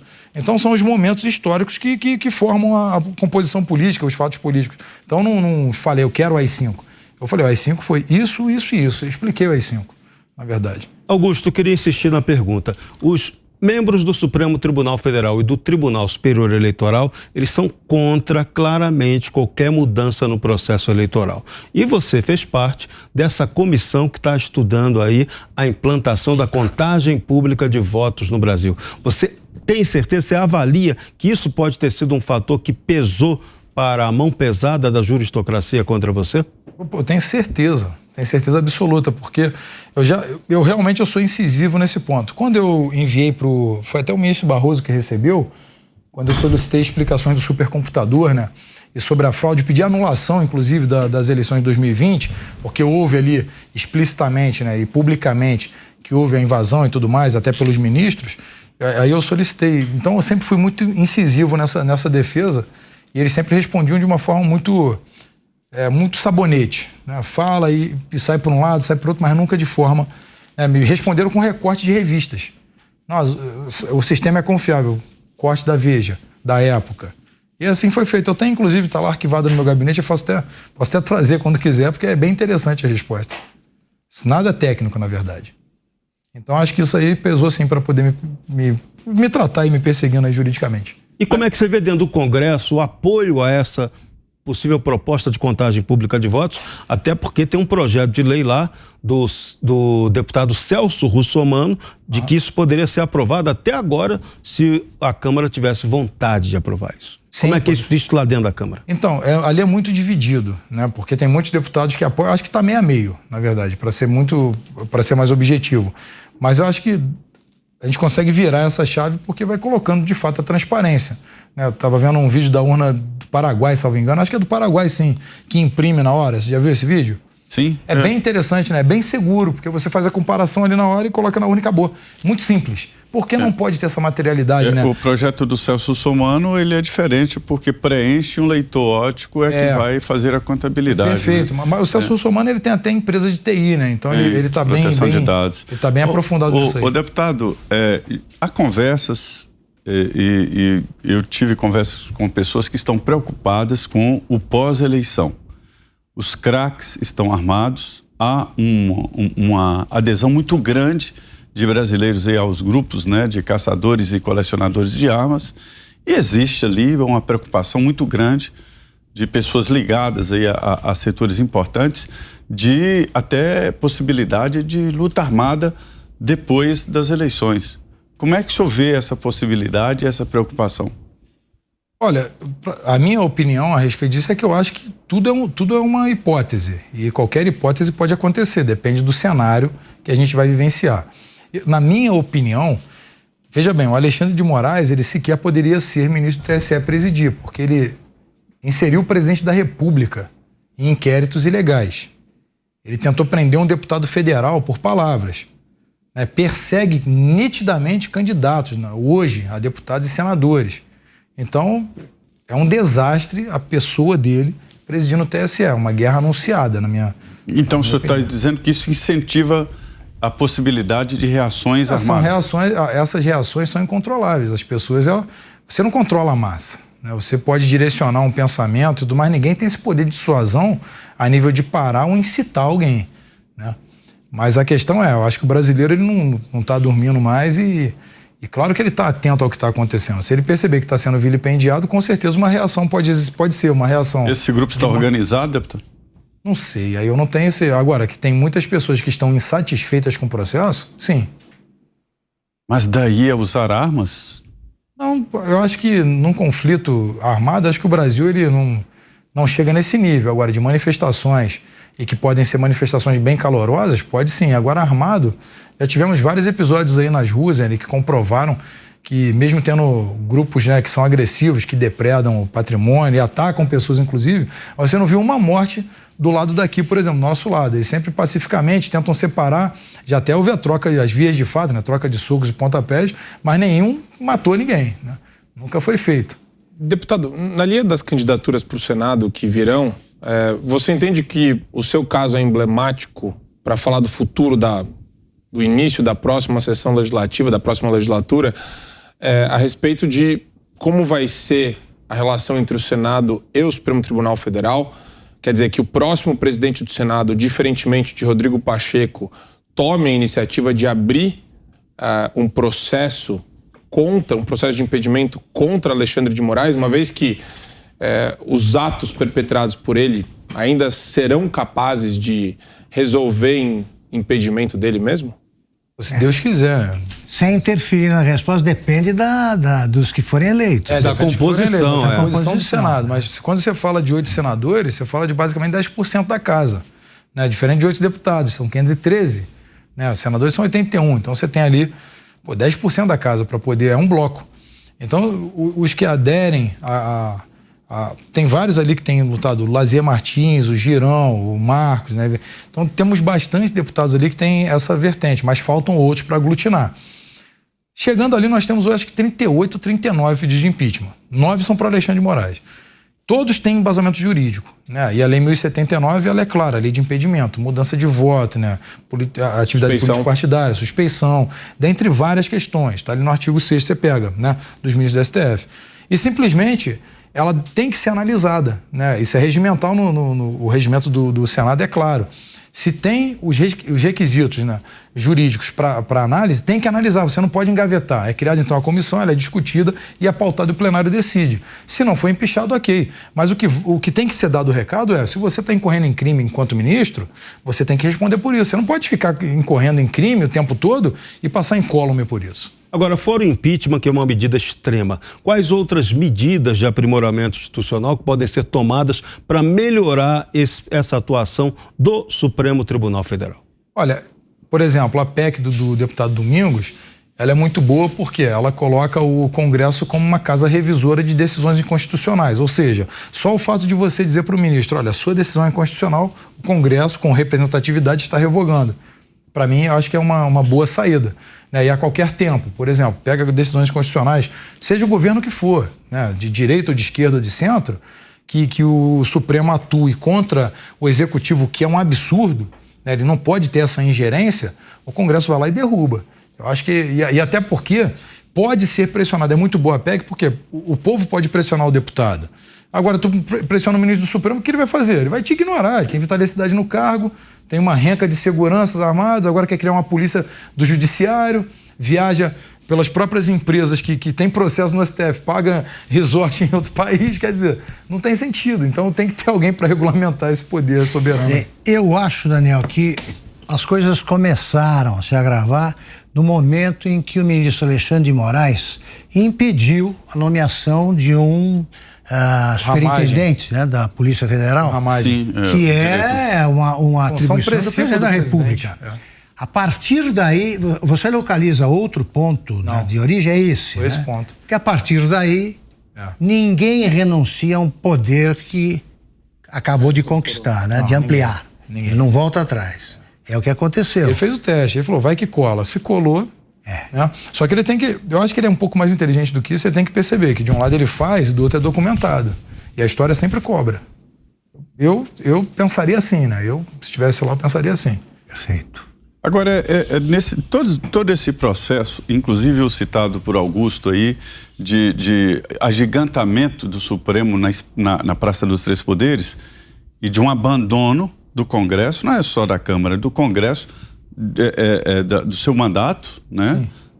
Eu entendo que um deputado, ele não é representante só dos seus eleitores, mas representante do povo a partir do momento que ele toma posse, né? E houve um abandono e um silêncio estrondoso do Congresso sobre o assunto. Sim. Eu entendo que o Congresso ou deveria caçar o seu mandato ou te proteger plenamente. E não fez nenhuma coisa nem outra. Por quê? O que aconteceu? Que apagão foi esse? Olha, sinceramente, eu não consigo te explicar, né, corretamente, porque, primeiro, quando houve a prisão, eu falei, eles não vão abrir mão de uma prerrogativa que nós detemos enquanto deputados, né? Se o Augusto Nunes foi eleito deputado, ele vai passar imediatamente a ser investido de prerrogativas. Essas prerrogativas não são do Augusto, são do cargo, da instituição Augusto Nunes. Então ele está representando uma parcela significativa no momento que ele foi eleito. E dali por diante as pessoas começam a acompanhar o Augusto, já são milhões de pessoas. Pô, esse cara me representa. Vídeo Enéas, né? O saudoso Enéas Carneiro. Ele foi eleito como recordista de votos. Mas depois ele não representava mais 1.700.000 pessoas, 1.800.000. Ele representava 10 milhões. A mesma coisa o presidente Jair Bolsonaro, quando ele era deputado, ele representava milhões, tanto que foi eleito presidente. Ele não representava mais aquela parcela de 400 mil que ele foi eleito. Então, acho que quando eles abrem mão disso, eles não abriram mão da prerrogativa, eles abriram mão do povo. O povo está de olho e falou, olha, se você trata a pessoa que me representa dessa maneira, você não está me protegendo. Então, acho que eles deveriam ter se posicionado melhor, sim. Acho que foram muito infelizes ali naquela decisão e do jeito que estão atuando. E vale a pena citar sempre, a gente vive repetindo, se eu me enganar aqui, eu trocando, errar a palavra, vocês me corrijam, é o seguinte, está escrito na Constituição que senadores e deputados são invioláveis. Exatamente, não podem ser punidos por quaisquer opiniões, palavras e votos. Ponto. Isso é uma palavra que foi acrescida por uma deputada do Rio de Janeiro, a Cidinha Campos, que estava sendo processada. Ela incluiu, foi uma emenda que incluiu a palavra quaisquer. Você pode abrir agora e pesquisar, a semântica dela é muito simples. Quaisquer é erga omnes, ou seja, não há exceção, nada está fora disso, está tudo incluído. Então, quaisquer é quaisquer. E aí, dentro de todos os livros de constitucional, os maiores constitucionalistas, inclusive do Alexandre de Moraes, ele diz que a prerrogativa ela acompanha o parlamentar fora dos limites da Câmara e do Congresso, fora das comissões, desde que atrelados ao mandato. Extramuros. Extramuros, exatamente. Então, quando você está ali, tudo que, se eu for hostilizado na rua, que alguém fala assim, seu fascista, que é o que eles mais fazem, isso está intrínseco ao meu mandato. Porque eu sou deputado, ou seja, pelo mandato. Se eu falo alguma coisa contrária a essa pessoa, foi para defender também pelo mandato. Então está atrelado ao mandato. Então é basicamente isso. E também entendimento que crimes contra a honra sequer podem alcançar o deputado e senador. Deputado, então como é que é a sua relação com essas pessoas, né? Com esses outros deputados que não chegaram, não defenderam, né? Um ambiente tão corporativista e não foi nesse caso. No dia a dia lá na Câmara? No dia a dia. É tranquilo, porque assim, na verdade eu acabo... Muitos mudaram de ideia, como você disse. Muitos mudaram de ideia. Na verdade, alguns vieram e choraram de verdade. Foram no meu gabinete e choraram. Pediram desculpas por várias vezes e falaram, olha, o que for necessário aqui eu voto contigo hoje. Então aí você vê que teve pressão de um lado, a gente acaba entendendo. Só que eu falei assim, pra maioria eu falei, não me pede desculpa não, cara. Liga pra minha filha e pede desculpa pra ela. Eu tô bem. Efeito Orloff, né, Augusto? Eu posso ser você amanhã, né? Agora, tem uma questão, Augusto, que eu acho interessante também, que pra mim, eu tenho um apreço por essa área, que é o ambiente acadêmico. Logo, durante o inquérito das fake news, surgiram aí uma série de professores, inclusive da PUC São Paulo, com uma tese de legítima defesa do Supremo Tribunal Federal. Uau. E quando eu escuto legítima defesa do Supremo Tribunal Federal, já começa aquele trabalho de manipulação semântica e de manipulação das ideias, do ideário todo, querendo imputar o seguinte, o discurso ameaçador que pode reproduzir um ato de violação à idoneidade, à integridade física e institucional dos membros da corte ou da corte em si. Então, começa a reverberar no ambiente doutrinário uma espécie de tese que depois os próprios ministros usam como referência doutrinária. Sim. Nesse ambiente, nessa seara doutrinária, o pessoal estendeu a mão para você, porque o teu caso ele é emblemático em vários sentidos. Tanto para as eleições agora para o Senado, quanto para o futuro do que vai ser a Suprema Corte no Brasil. Exatamente. Porque eu olho para o Supremo Tribunal Federal exacerbando os seus poderes em várias áreas e direções diferentes. Sim. Então você tem esse apelo também no ambiente doutrinário, porque o seu caso tem que ser estudado. Sim. Então, na verdade é assim, eu tenho falado muito isso, em qualquer manifestação que eu vou, ou congresso, que a gente acaba palestrando, aí dentro daquilo que eu coloco como ponto de vista, é assim, hoje no Brasil nós temos o maior dos ativismos judiciais aqui no Brasil, do judiciário aqui no Brasil. Então você tem uma primeira instância que ela é impregnada de militantes, como os magistrados, a grande maioria, a gente pode colocar 80%. E os desembargadores, que vêm de outro tempo, eles acabam reformando a maioria das sentenças. Isso é dado. Você pode ir lá e você vai ver. Então, só que daqui 10 anos, esses desembargadores, 15 anos, vão se aposentar. Esses daqui sobem e entram mais militantes. Então, você vai ter 2 instâncias de militantes. Então, vai ficar impossível qualquer tipo de processo sem militância. E as cortes superiores, o Supremo, o STJ, o TSE, eles começam a criar matérias e pacificar entendimentos que vai abrir o subterfúgio para as cortes inferiores também. Então você vai ter uma pirâmide de poder que vai ser uma estrutura tão poderosa que ninguém vai conseguir combater e enfrentar isso. Então esse apelo que ele fala de estudar essa corrente, para na verdade não criar corrente. Você não cria corrente, não existe legítima defesa do Supremo Tribunal Federal. O que eles são? Não é um indivíduo supremo, né? Mas é uma instituição. Exato. E qual é a agressão iminente? Exato. Aí, por exemplo... Quem fixa a fronteira disso aí, quer dizer, essa história que você me contou eu não sabia. É loucura. A legítima defesa do... Eu ouvi falar dessa tese. É tão absurda quanto a legítima defesa da honra. Claro. Que justificava os crimes caso do Street famoso, né? O julgamento do basicamente é uma ressurreição. Isso, que era a senha para o segundo assassinato da vítima. Porque aí ele ia pra cima da vítima. Ela é que provocou e ele defendeu a honra. De reação provocada. É a mesma coisa. Esse pessoal, em defesa da democracia, assassina o direito de livre expressão. Veja bem, quem fala, vocês podem observar, quem fala muito, estamos defendendo a democracia, em defesa da democracia, essa pessoa já é autoritária por si só. Você pode pegar todo o cenário. Qualquer um que fala em defesa da democracia, das instituições democráticas, instituição não é democrática. Democrática é o povo, instituição representa Estado. Isso é simples de entender. Quando essas pessoas falam democracia pode vir autoritário, essa pessoa é autoritária. Nesse nível de autoritarismo, quando eles abrem o inquérito 4781, esse inquérito ele é aberto de ofício e eles entendem no acórdão o que é um absurdo. O que é um absurdo para mim. Isso para mim é o pior de tudo. Todo o território nacional é a extensão física do STF. Eles utilizaram um regimento interno, 43 a 45. O regimento interno do Supremo não é votado pelo Congresso Nacional. Não. O regimento interno como a da Câmara e Senado, sim, são regimentos votados pelo Congresso Nacional. Ou seja, não tem força de lei. Não tem força de lei. Mas, veja bem, o seu caso, o senhor fala demais do Alexandre e tal, mas não é mais um caso do Alexandre. Não. O seu assunto passou e foi aprovado pelo plenário do Supremo Tribunal Federal. Sim, teve um...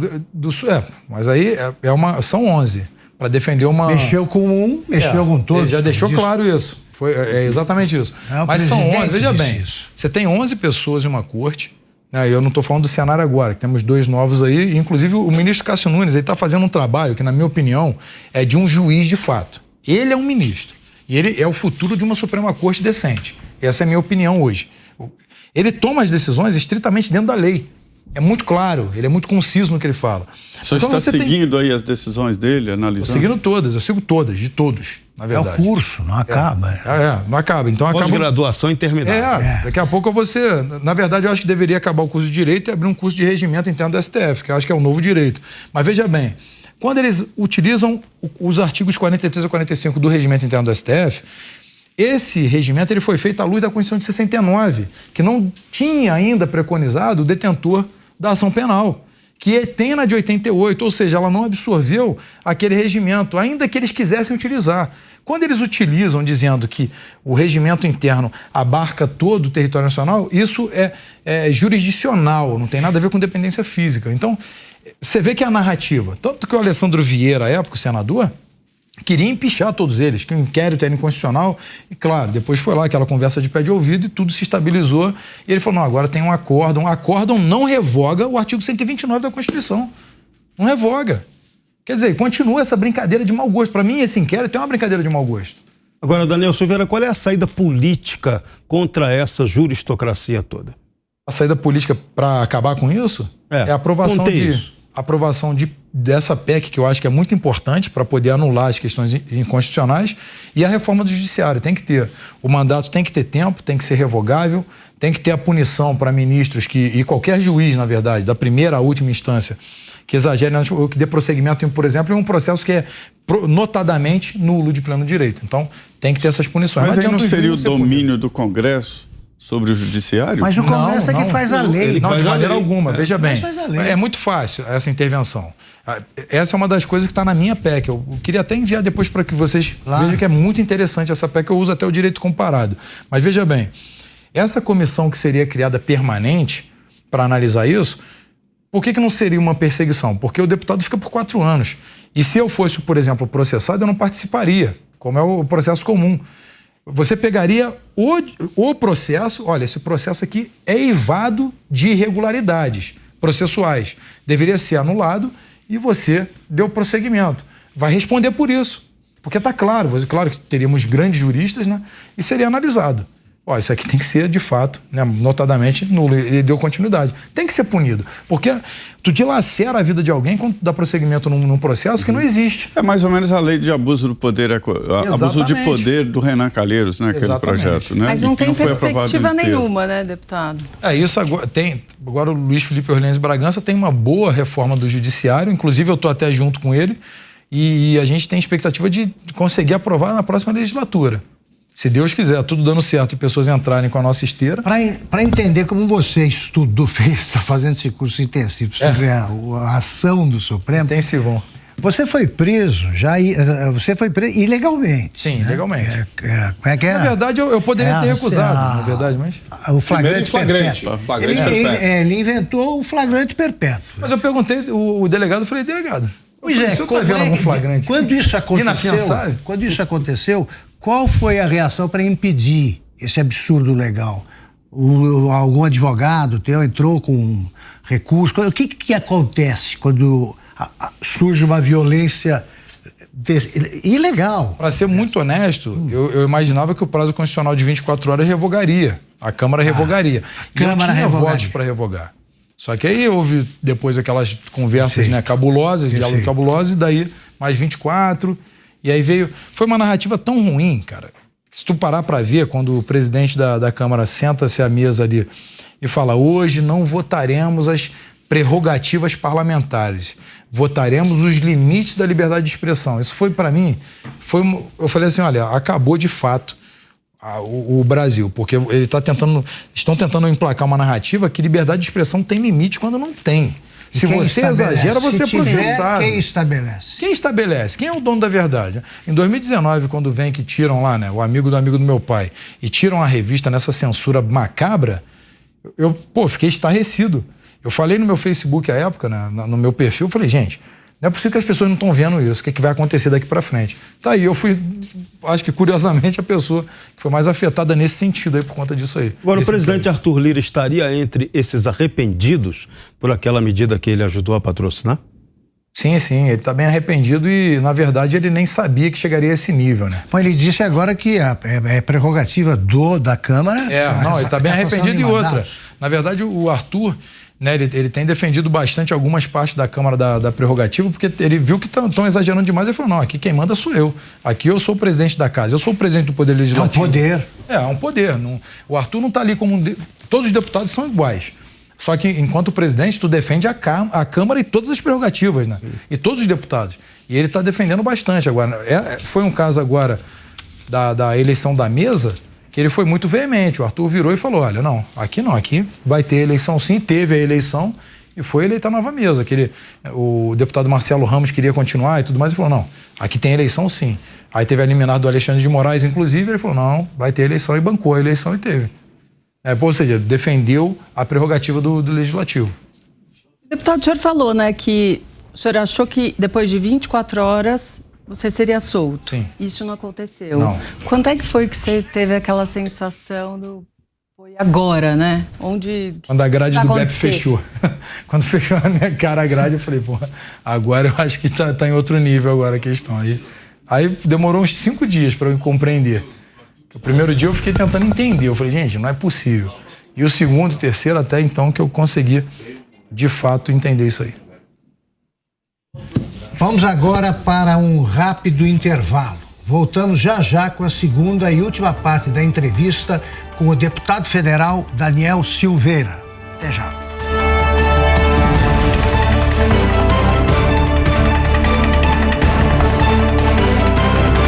Direto ao ponto, com Augusto Nunes.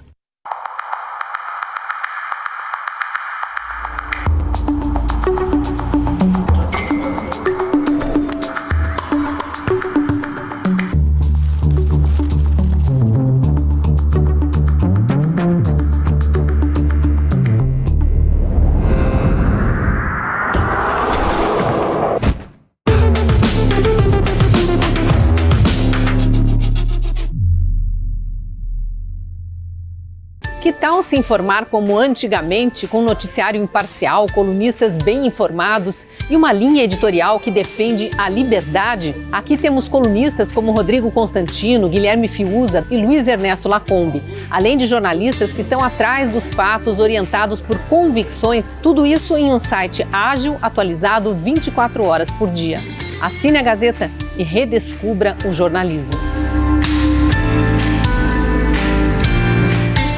Bateu a vontade de almoçar frutos do mar em casa?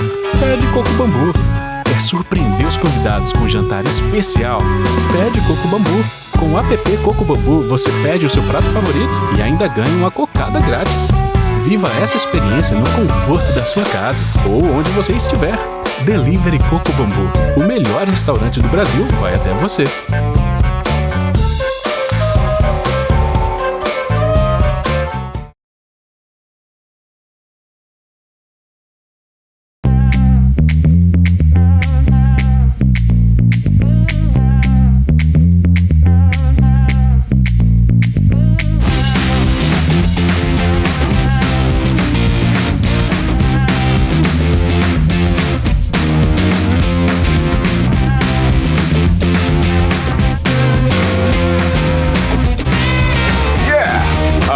Seu câmbio sem complicação.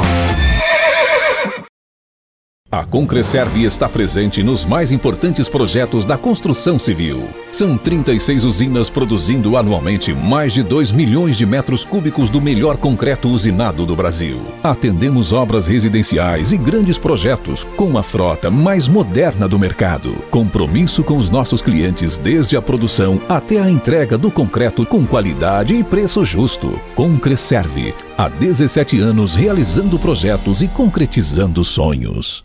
A Caoa Sherwin é a primeira montadora brasileira a eletrificar toda a sua linha de produtos. Você pode optar pelos modelos Pro com propulsão híbrida. Novo iCar, a pequena maravilha do mundo 100% elétrico. O totalmente novo Tigo 8, agora com tecnologia Pro e propulsão híbrida plug-in de última geração. Venha se deslumbrar. Direto ao ponto, com Augusto Nunes. Estamos de volta para a segunda e última parte da entrevista com o deputado federal Daniel Silveira. Queria registrar aqui os meus agradecimentos pela enorme audiência no YouTube e na TV Jovem Pan News. Zé, você começa. Deputado, a gente acompanhou aí uma narrativa sobre o seu posicionamento, sobre a sua prisão, um fato inédito, né, de um deputado federal preso. Eu queria saber projeção. Como é que o senhor vê daqui para frente essa relação? Se decretarem de novo o que pode acontecer, a tornozeleira, como seria? Teria que passar por um novo julgamento na Câmara? A tornozeleira? Sim, na verdade, assim, não vai decretar porque não tem como mais. Mas se decretassem, a mesma coisa. Acho que qualquer ação nesse sentido restritiva de direitos... Tem que passar pela casa. Isso é lei. Isso é matéria constitucional. Assim, é até claro, se for uma prisão preventiva, ela não se aplica em hipótese alguma. É a palavra que está bem clara. Extinto. Em hipótese alguma, prisão preventiva parlamentares. Isso também é o julgamento da DI 5526, que é o artigo 312. Quando é da restritiva, se atrapalhar direta ou indiretamente o mandato, obrigatoriamente tem que passar pelo crivo da casa. Ou seja, por exemplo, não preciso dizer que atrapalha diretamente, não manifestar ou não conceder entrevista é censura, isso é vedado pelo artigo 220 da Constituição, né, também pelo artigo 5º. Então você já tem uma inconstitucionalidade, atrapalha direta e indiretamente. A casa, isso é um ponto, a casa tem que deliberar. A medida restritiva da tornozeleira, que ele tentou me colocar Petrópolis, Brasília. Eu não sou vereador. Meu município, são 5.570 municípios, são 27 unidades federativas. E o deputado federal ele legisla a nível nacional, ele vai em todos os estados, né, para poder atender demandas. Claro que muito mais pelo estado, mas ele vai conhecer outras questões também. Isso atrapalha direta e indiretamente. A censura das redes sociais, diretamente no mandato. E são coisas hoje que não... o senhor continua sem redes sociais? Sem, até hoje. Mas o que também é censura prévia, né? Ele que fala tanto em democracia, então eu acho que está tudo muito errado no Brasil, na verdade. Com relação aos seus proventos, será que a Câmara vai ter que tomar alguma medida que impeça o Supremo de cometer essa arbitrariedade contra você, contra um parlamentar no exercício do mandato? Sim, a Câmara tem, na verdade hoje já foi pedido à advocacia da casa para que possa desbloquear, né, as contas, inclusive vou até apresentar um projeto de lei para que quando contas de parlamentares sejam bloqueadas de salário e de reembolso, o próprio legislativo possa oficiar imediatamente para retirar esse bloqueio, não só o judiciário, porque não tem sentido que esse bloqueio, isso é vedado pelo Código de Processo Civil, né, proventos, né, pensões, subsídio governamental, soldo, dentre várias outras coisas, é vedado. E ele foi lá e bloqueou o meu salário, onde eu tiro o sustento da minha família, na verdade, quer dizer, minhas filhas, quer dizer, vou ter que trancar a faculdade da minha filha, porque eu não tenho como pagar. Tem que tirar minha filhinha da escola, porque eu também não vou ter como pagar, ou conversar com a diretora e falar, posso deixar aí quando resolver eu pagar? Quer dizer, vou ter que ir até lá para ter esse desconforto. Eu vou ter que tirar minha filha da natação, do balé, do inglês, eu tenho que acabar. Tudo que ela tem, eu tiro, né? Eu mesmo não vou poder, por exemplo, começar agora a psicologia, no primeiro mensalidade não vou poder pagar, vou ter que trancar a matrícula no primeiro semestre. Então são coisas que a gente acaba não tendo como fazer mais, pagar minha conta de luz. Como é que eu vou pagar minha conta de luz? Tem que chegar num amigo para ter como pagar para mim. O senhor já se matriculou? Vai fazer psicologia? Sim, primeiro semestre agora, quer dizer, vou parar agora, que vai entrar no segundo semestre agora do ano. Quer dizer, não vou poder fazer. O que te levou a estudar psicologia? Acho que é a loucura de algumas pessoas. Talvez até a minha. Daniel, deixa eu perguntar, você responder com a sinceridade que você tem usado desde o começo da entrevista. É humilhante o uso da tornozeleira eletrônica? Você se sentiu humilhado? Não me senti não, só que eu não posso deixar, por exemplo, se fosse eu, né, um criminoso, se fosse eu investigado na Operação Acrônimo com repasse de 4 milhões, fosse eu investigado pela Transcooper, por causa da Transcooper e tudo mais, e fosse monitorar alguém, talvez essa pessoa que eu fosse monitorar ficasse receosa. Eu tenho receio. Eu sou policial militar do estado do Rio de Janeiro. Tem uma coisa que eu estou acostumado a lidar com pessoas de má índole. Para que quer me monitorar? Por quê? Tanta sanha em me monitorar? Por que me botar dentro de casa, né, em ponto de inclusão o tempo todo? Para que quer saber onde eu vou? Não, acho que não. Num determinado momento, eu senti que o senhor tentava dizer que, além da tornozeleira indicar o seu posicionamento geográfico, estava grampeando Estava grampeando, porque foi o seguinte... Transmitindo as suas conversas? Sim, sim. Ela realmente, quando o agente falou assim, essa aqui não pode submergir na água. Eu falei, não, negativo. Eu conheço o equipamento, porque já lidei com o equipamento várias vezes, e sempre no pé de vagabundo. A única parte que foi uma dicotomia, foi um paradoxo. Eu cheguei na secretaria lá no Rio para colocar essa maldita tornozeleira, encontrei uma pessoa que eu tinha prendido que também estava lá botando. Eu falei, rapaz, que situação, como é que o mundo gira, né? Eu falei, pô, o mundo gira mesmo. Fiquei olhando aquilo e falei, rapaz, não é possível que eu estou passando por isso. Mas enfim, passou isso. Aí eu tive o acesso ao quadro, eu vi o quadro. Tinha até a Flor de Lis, que foi presa, estava lá. Monitoramento, prestar informação a cada 3 meses para a vara. Daniel Silveira, todos os dias, gabinete Alexandre de Moraes. No mínimo estranho, né? Eu falei, não. Mas por que o senhor desconfiou que era um grampo, além do monitoramento por exemplo, geográfico? Ela é a prova d'água. Você pode nadar, pode fazer tudo. Quando foi me informado que aquela ali não poderia, eu falei, estranho. O senhor relatou barulhos também? Ela fazia algum tipo de chiado bem leve, não a vibração. A vibração eu sei que existe quando está descarregando e tudo mais. E a minha descarregava a cada hora. Eu tinha que ficar lá 3 horas carregando, 2 horas carregando. Quer dizer, me senti um celular gigante parado na tomada. Eu falei, não, isso aqui não faz mais sentido. Quando veio o indulto, então, cai toda... Aí mandei devolver.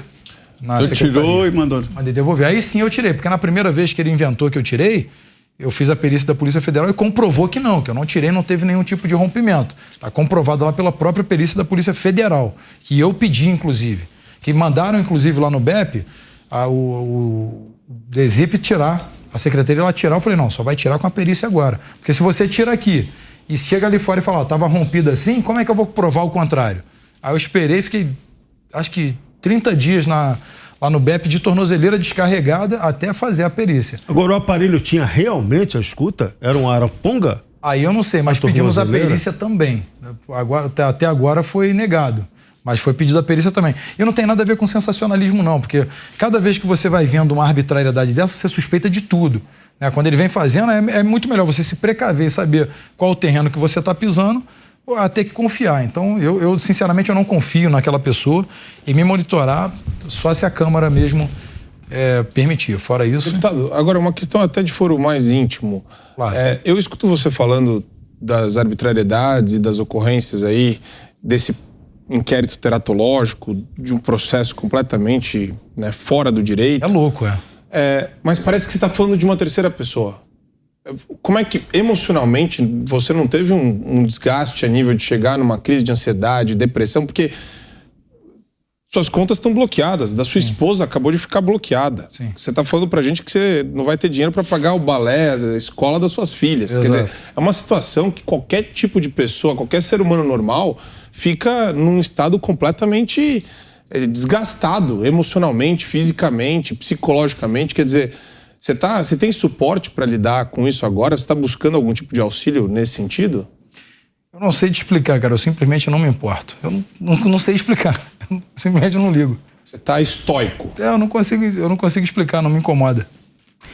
Isso aconteceu à medida, foi se consolidando à medida em que as arbitrariedades se sucediam. Eu acho talvez até que por um processo de adaptação. No começo você se espantou. Eu falei, mas dali a pouco você vê que vem uma atrás da outra e não tem jeito. Aí eu falei, bom, aquilo que não tem remédio, remediado está. Porque eu falei, por que eu vou me preocupar com uma coisa que não adianta? Eu falei, não adianta. Tem um ditado chinês que diz o seguinte, o autor desconheço, mas assim, se o problema tem solução, não esquente a cabeça porque tem solução. Se não tem solução, não esquente a cabeça porque não tem solução. E esse não tem solução, e a solução veio com a graça. Se ele continua agora com uma sanha dele, eu fico aqui no mundo real, ele já está no mundo da hipnose. Surpreendeu a decisão do presidente Bolsonaro em assinar a graça? Sim, surpreendeu bastante. Mas assim, o presidente com isso, ele trouxe tudo de volta à ordem. Tá tudo de volta à ordem. O povo mesmo, nos dias seguintes, quando eu saí às ruas, eu juro por Deus, estava diferente. As pessoas estavam diferentes. Você não sabia desse desfecho? Senhor? Você não sabia desse desfecho da graça? Surpreendeu? Não. Eu até imaginei, lógico. Eu imaginei. Falei, poxa, talvez para trazer a ordem ele poderia até fazer, ou poderia me indultar com várias outras pessoas que foram condenadas no final do ano, por exemplo. Ele poderia fazer tudo isso. Eu poderia iniciar a pena e ir lá e me indultar no final do ano. Mas Quando ele fez a graça, né, acho que é a primeira depois do Brasil Império. Ó, já entrei para a história. Né? Agora, o presidente Bolsonaro, quando ele afronta o sistema, você teme que uma perseguição possa acontecer contra ele? Mas afronta, nesse caso, é só o uso da Constituição. Afronta. Eu acho que o presidente ele não afronta, não. O presidente ele é muito sincero naquilo que fala e ele fala o que tem que ser falado. O presidente... E ele não fala nada fora das 4 linhas, que ele tanto fala, né? Ele repete a exaustão, as 4 linhas. E a gente vai trazer para dentro das 4 linhas, ele fala isso sempre. Acho que o presidente ele não enfrenta o sistema, ele normaliza o sistema. O sistema enfrenta o presidente. E quando enfrentam o presidente, enfrentam o povo. Essa é a minha visão, né, do fato. Deputado, o senhor não pôde nem estar presente no julgamento, né? Não. Mas se você ficasse frente a frente com Alexandre de Moraes, o que o senhor diria em sua defesa? Eu não diria nada, eu ficaria olhando para ele para ver até onde ele conseguiria me encarar, porque eu acho que a pior hora é quando você confronta alguém com moralidade. Acho que é muito ruim você manter o olhar fixo naquilo que você não tem como sustentar. E eu acho que são os 2 momentos mais difíceis para um homem, confrontar aquilo que ele teme e também quando ele deita sozinho na cama e tem que confrontar a bússola moral dele. Eu cobri o Supremo há algum tempo e achava estranho isso do réu não participar dos julgamentos do Supremo. Não é tradição. Aí eles dizem que constrange o ministro do Supremo. Eu nunca entendi essa relação, mas é real. No Supremo, o réu não fica lá, só o advogado. O que impediu o senhor foi uma questão de Covid, né? De superlotação, né? Sim, foi. Mas o senhor convencido que foi isso? Não, acredito que não. Acredito que, assim, bom... Mas o deputado... Estava comigo também. Também foi impedido. Também foi impedido. Mas foi por causa de Covid? Ele falou que tem um protocolo de exame. Tinha que tomar vacina. E tudo mais, tomar vacina. Eu não vou me vacinar, evidentemente, mas aí tinha que fazer exame. Mas eles também falaram que só advogado e nós esperaríamos num salão branco, uma coisa assim que eles falaram. Eu falei, pra que eu vou querer entrar nesse prédio aí? Esse prédio aí não me pertence, nem ao povo pertence. O que eu vou fazer aí dentro? Tem coisas melhores a fazer, tipo arrumar minha gaveta de meias. É muito mais interessante. Aí eu voltei pra casa. A situação é diferente, mas o senhor queria mesmo participar. Eu queria. Legalmente, eu não sei se tem algum veto, isso é só uma tradição, imagino, no Supremo. É uma tradição, eu acredito, mas eu acho que assim, veja bem, você é juiz, quais são os qualificativos de um juiz? Inércia, imparcialidade. Né? Se você tem uma corte que gastou nos últimos 5 anos, pelo menos a última matéria que li, os últimos dados, quase 80 milhões em segurança privada.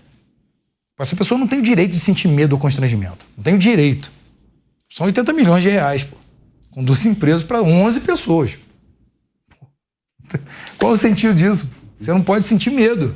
Você se sente super-homem. Tu tem 15 seguranças armados? Pô, então não tem constrangimento. Não é o seu caso, mas o processo de inquérito eu tive acesso a alguns detalhes, e o senhor também, como defesa, de coisas graves, né? Tentaram explodir bombas em casas de ministros, perseguir ministros, familiares de ministros e tal. Por que isso não foi levado para a Polícia Federal? Porque ali existem constatações graves. O senhor deve ter tido acesso ao conteúdo de todo o processo. Por exemplo, Zé. Explodir bomba em casa de ministros, ameaças graves a familiares de ministros, perseguir ministros. E além disso que a gente sabe, tem alguns detalhes lá no inquérito, não é verdade? Só não tem materialidade disso. Isso tem que identificar quem vem. Não tem materialidade, não. O que tem está escrito. É como se eu falasse, olha, estão perseguindo lá na minha casa, estão fechando a minha casa, tem carros rondando, mas eu não tenho como provar. Eu só estou dizendo isso. Uma bomba na rua, na porta da casa de ministros, tudo isso está no inquérito. Mas que bomba que é? Um cabeção de nego? Né? Aquele cabeção de nego, ele vê aquela bomba, blau, o que aquilo faz? Não, se jogar aqui, no máximo que pode fazer é estourar esse vidro. É de efeito moral, né? É, efeito moral. Você pode pegar uma bombinha e jogar dentro do quintal e em protesto. Vai matar alguém? Não, é impossível. Chamado simulacro. Aí basicamente é isso. Aí vão falar assim, estão tentando me perseguir. Como que tu persegue um ministro que anda com um comboio de 5 carros e 15 seguranças? Não persegue um ministro desse. Tu vai tomar tiro. Daniel, infelizmente estamos chegando ao fim do nosso programa. Eu queria lembrar que quando é que você foi preso? Quando ocorreu? Em fevereiro. De 2021. 2021. Nós tínhamos uma entrevista marcada aqui no programa e o Daniel não pôde vir por motivos evidentes. Foi proibido de vir até aqui. Finalmente, você pôde conceder a entrevista que havíamos combinado. Você não pôde comparecer antes aqui ao nosso estúdio por representar uma ameaça à democracia. Foi essa a alegação. Tivemos 1h30 de conversa e ficou evidente que a democracia não está ameaçada aqui por esta conversa. Eu acho que não. Não, eu acho que o que está... Nós vimos um deputado expondo as suas opiniões e aqui se respeitou, como tem que acontecer em qualquer democracia, o direito à liberdade de expressão. Sim. Você disse o que pensa e ouviu perguntas todas, sobre todos os assuntos. Te agradeço muito. Eu que agradeço. Pela presença, desejo sorte e que esses absurdos não continuem acontecendo. Agradeço também a presença da nossa bancada, formada hoje por Branca Nunes, José Maria Trindade, Jorge Serrão e Marco Antônio Costa. Nosso programa está disponível em todas as plataformas do Grupo Jovem Pan. Muito obrigado pela audiência e até a próxima segunda, às 9h30 da noite.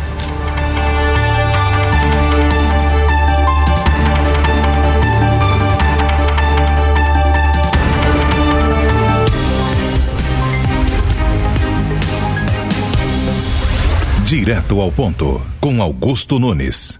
A opinião dos nossos comentaristas não reflete necessariamente a opinião do Grupo Jovem Pan de Comunicação. Realização Jovem Pan News.